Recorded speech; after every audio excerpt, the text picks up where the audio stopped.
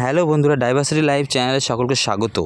তো হু বলছে 2050 সালের মধ্যে প্রত্যেক বছরে 1 কোটি মানুষ মারা যেতে পারে অ্যান্টিবায়োটিক রেসিস্ট্যান্সের জন্য।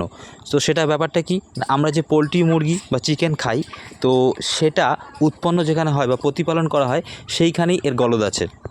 এত অল্প পরিসর জায়গায় এত পরিমাণে পোলট্রি চাষ করা হয় বা উৎপাদন করা হয়, সেটা থেকে প্রচুর পরিমাণে ব্যাকটেরিয়া তাদের দেহে থাকতে পারে এবং সেই ব্যাকটেরিয়াগুলোকে ধ্বংস করার জন্য অ্যান্টিবায়োটিক করা হয় প্রচুর পরিমাণে তাদের ইনজেকশন বা খাবারের মাধ্যমে।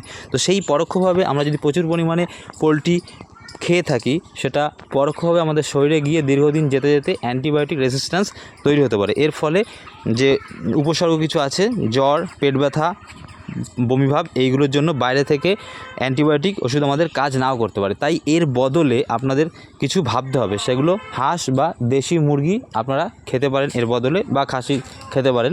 তাই এই যে এত কাছে গিয়ে আমি ভিডিও করছিলাম, পোলট্রি মুরগিগুলো এ কোনো নড়ছেও না, চড়ছেও না, এর কোনো হেলদোলই নেই।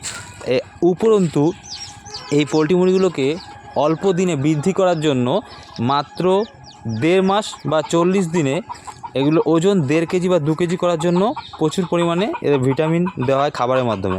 তো আপনারা একটু ভাববেন এই বিষয়টা, এবং রেস্তোরাঁয় গিয়ে যখন খাচ্ছেন, যখন তন্দুরি খাচ্ছেন, বাইরে থেকে মাংসটা পোড়ানো হচ্ছে কিন্তু ভেতর থেকে কতটা সেদ্ধ হচ্ছে তাতে সন্দেহ আছে। তাই যদি খেতে হয় বাড়িতে খুব ভালোভাবে সময় নিয়ে রান্না করে তবেই খাবেন, নাহলে দেশি মুরগির দিকে